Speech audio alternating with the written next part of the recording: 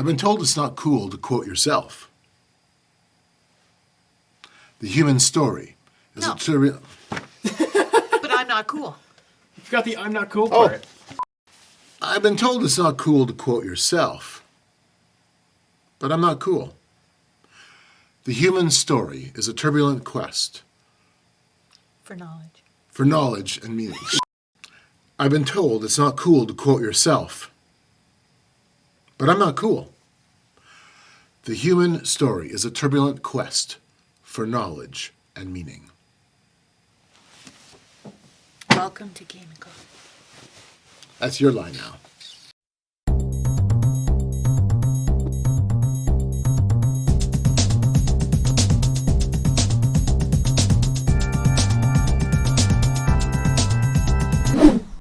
Hi, and welcome to Inside Game of Gods. My name's Leanne Tykerb, and I'm here with my husband Carl, and we are talking about the Game of Gods, the book that my husband wrote. And we are now into part 2, chapter 3. And this has been kind of a fun journey so far, and we want to welcome back to the main screen, Mr. Carl Tykerb. Oh my goodness. Really? Really? Hey, Get over it. before we forget, listen. If you've read the book, could you please do us a favor and leave a review on Amazon? And if you haven't read the book, take the time to, or if you want to read the book, take the time to pick up a copy off of Amazon and tackle it. It's a big book. Yes, it's a big book, and I've had a lot of people say to me, "Oh, it's taking me so long to read this book," but don't worry, it took me so long to write the book. Yeah, Yeah, exactly. and we've had some really good feedback, some really good comments. We just got one.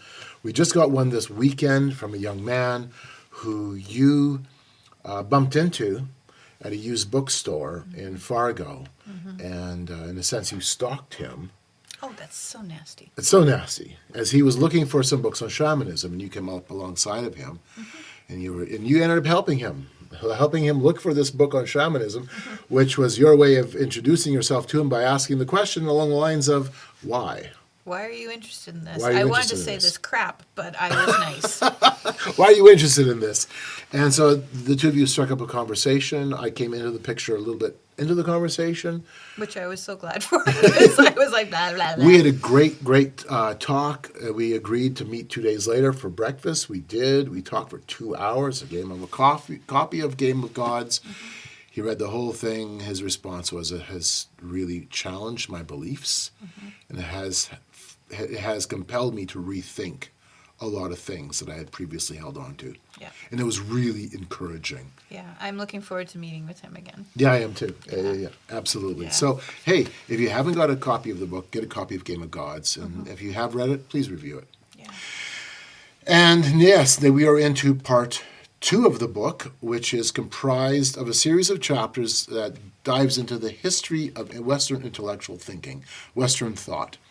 And chapter 3 goes into kind of the changes of faith, how the West began to move away from, and in terms of the West, what we are referring to here is really Europe, the wrestling mat of theology, the Reformation, before the Reformation, the Renaissance, and then the whole issue of church and state with the Catholic Church, the power of kings, and how, and really, part 2 of the book goes every chapter into the change of these epochs of thought, from Christendom into an era of what was called the Enlightenment, or the age of reason, the time when we saw the church start to fall away in terms of its cultural influence, its political influence, its intellectual influence, and a rise of a whole new line of thinking. And that's what we dive into primarily, and the consequences of that primarily in chapter 4.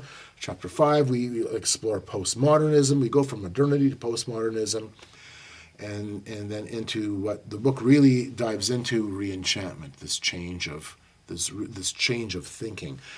But this chapter 3, goes into Christendom and the changeover, in a short chapter, the changeover from Christendom into the scientific mindset, the age of reason.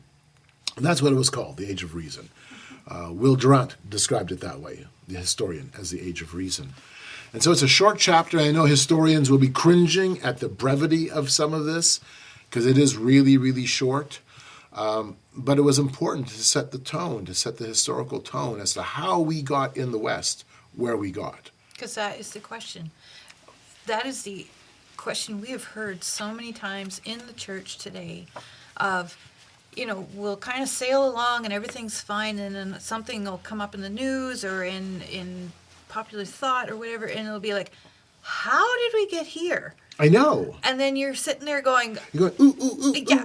yeah, There's history, I can there's a tell you. reason. I can tell It's you. not a surprise. Exactly. It's traceable, it's seeable, It's observable, you can observable. document it. Exactly. Yep. And that's what the next few chapters do. They document that journey of where we've come from and why we are thinking the way we are today. Right. And that's so important because we want to understand now, we have to look in the rearview mirror.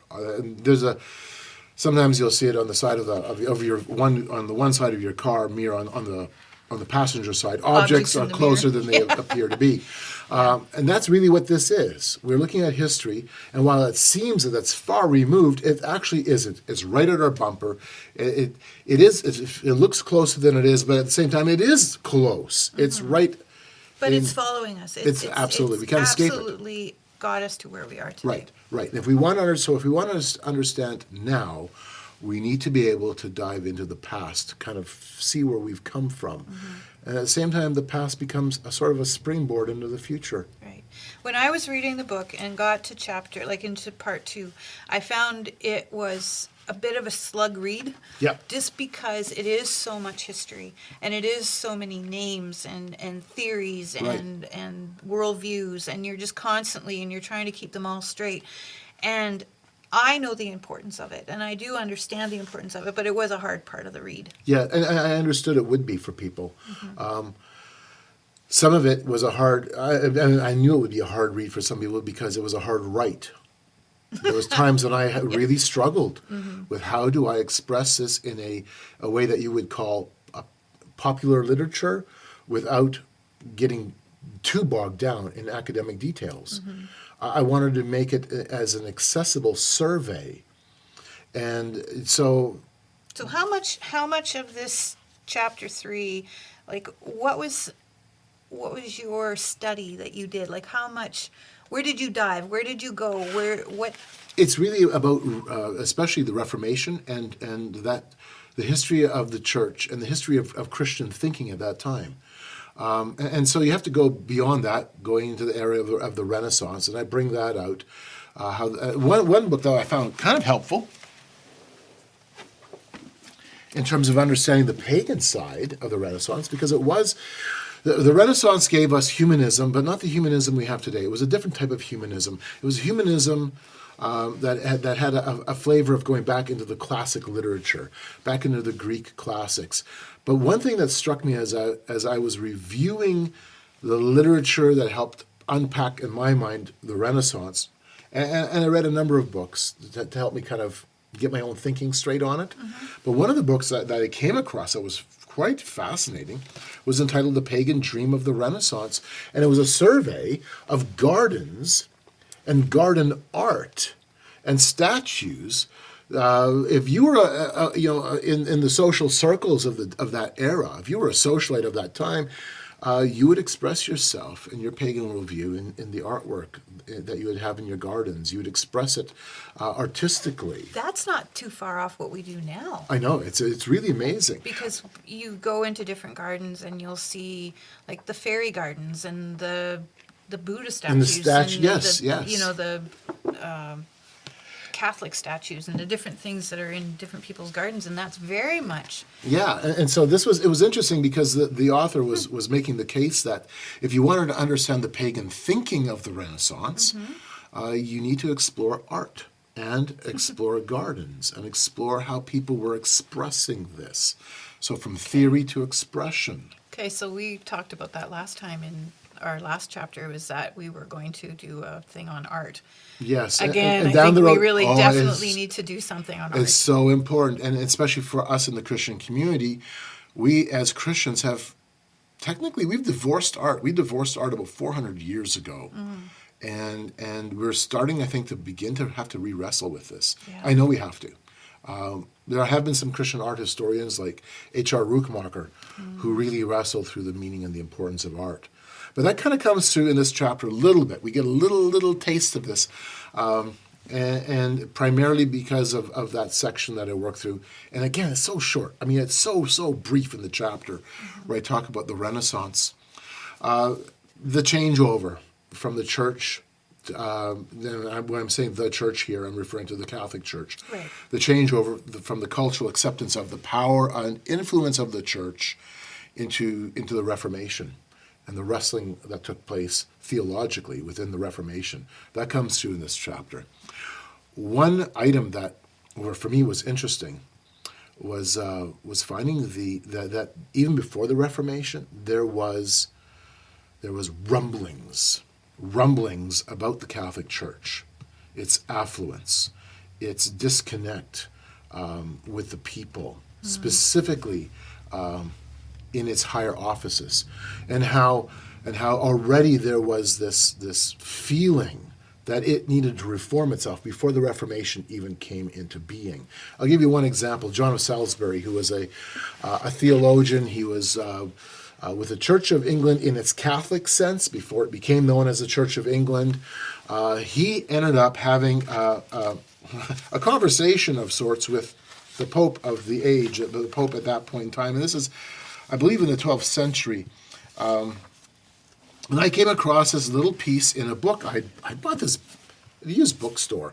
Didn't even know why I got it. Which is common with all our books, actually. Yeah, I know. No, I'm kidding. It's not. But Well, no, but I do purchase material, oftentimes going, all right, I recognize that there's a historical value to this. I've gone through it. I've perused through it. I'm going, okay, this is important. There's something about this. This is important. It's providing a little block that goes into the puzzle, so to speak. That was one of those items, and I had sitting there for a long time. I'd gone through it after I bought it, and then forgot about it. And as I was working through the section I have on the Reformation, I ran across or came all of a sudden, it just kind of hit me. You have to go back to John of Salisbury. This is what John of Salisbury, oh golly, got to quickly find it now. I think I've lost it. But John of Salisbury makes this argument to the Pope, who was his friend at the time, that you needed to reform. You needed to reform yourself. Here we go. This is the mid 1150s, and the Pope at the time was Pope Adrian IV. And John of Salisbury, who is at that time the Archbishop of Canterbury, very, very frankly expresses the frustration of the day. Again, 1150. This is before the Reformation comes into play. But he's expressing the frustration of the day. Scribes and Pharisees, speaking about the Church of Rome, to his friend the Pope. Scribes and Pharisees sit in her seats, place on the shoulders of men unbearable burdens which they themselves do not deign to touch with even the tip of their finger. They lord it over the clergy instead of making their own lives an example to lead the flock to life by the straight and narrow path. They pile up costly furniture. They load their tables with gold and silver. They oppress the churches with extortion, stir up strife, bring the clergy and people into conflict, never take compassion on the sufferings and misery of the afflicted. Now he's speaking about the princess of the church. Rejoice in the spoils of churches, and count all gain as godliness. They give judgment not for the truth, but for money. For money you can get anything done today, and without waiting. But you will not get it done even tomorrow if you do not pay a price. Too often they commit injury and imitate the demons in thinking that they are doing good, when they merely refrain from doing evil. Except a few of them who fulfill the name and duties of a shepherd. Even the Roman pontiff himself, remember who he's speaking to, the Pope. Even the Roman pontiff himself is a grievous and almost intolerable burden to all. I know, can you just imagine? It's like, slap, and keep in mind, they're friends. The complaint is everywhere made that while the churches which were built by the devotion of the fathers are falling into ruin and collapsing, he has built for himself palaces and walks abroad not merely in purple, but in gold. The palaces of priests dazzle the eye, and meanwhile in the hands of the church of Christ, meanwhile in their hands, the church of Christ is defiled. Then he goes on to tell the Pope, truly the mouth of God has promised that by what judgment they have judged, they shall themselves be judged, and that with their own good measure it shall be meted out to them again. The Ancient of Days cannot lie. And then he makes his final appeal. Father, you are wandering in the trackless wilderness and have strayed from the true way. So Is that father he was talking to the Pope. So this is, to me, I mean, it was a tremendous example of that frustration that was already there before the Reformation, which brings us to the point of the Reformation. This, we need to break this apart and return to Scripture. Return to Scripture and not an institution.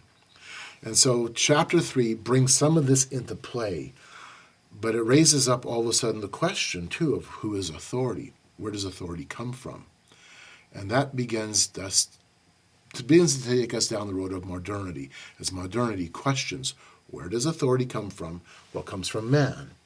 Man is the measure of himself. Mm-hmm. And so chapter 3, it's a really short chapter, but it helps us set the stage of thinking as we then jump into modernity and how modernity shapes and shook the world, right up, even up to today. Because of the frustration they had with the church. The church, Okay. yes. And that was, and then the frustration ran deep, and the frustration then opened up whole new questions about where authority comes from. And of course, at this point in time, you also see, especially into the 17th century, a change of thinking into the scientific mindset, which I also bring out a little bit in terms of how the science of the day still emanated from a Christian worldview. It still did. In fact, science itself, in its original format, really had a Christian foundation or a Christian basis of discovering, trying to work through and discover God's creation and to understand it better. Right. So that's a bit of behind the scenes of chapter 3. Right. Well, and we're getting into the history, which is what we wanted to do, and so Right. that was cool. Yeah, there's two quotes I begin with. Mm-hmm. Just in the page that separates out chapter 1 to chapter 2. Yep. One is from my friend Pat Wood, from his book, Technocracy Rising. And Pat Wood puts it this way. He says, as the Christian consensus fades into the shadows, the stage is set for a global sea change of unprecedented magnitude. Yes, indeed. And then I quote Arthur C. Clarke, the famous science fiction writer and scientist. He writes in his book, 2010, Odyssey 2, he, meaning mankind, he had become a player in a game of gods and must learn the rules as he went along. That really sets the stage for section 2 of the book, as man now is seeking, as he's playing games of gods, to find the rules for himself. Well, I think this is a little bit of a different episode where it was a lot more content heavy, and I think that's good though. But what we want to do for another future episode is have your questions brought to us so that maybe we can answer them for you. If you want to contact us, use Carl's Twitter or Facebook account, and he's on Twitter under Carl Tykrib and Facebook under the same. So just search him out and find him and send us some questions. We will do our best to answer as many as we can, and we actually hope we get a lot because that would be very helpful to us. Now, this has been Inside Game of Gods, and we are looking forward to seeing you next time when we do Chapter 4.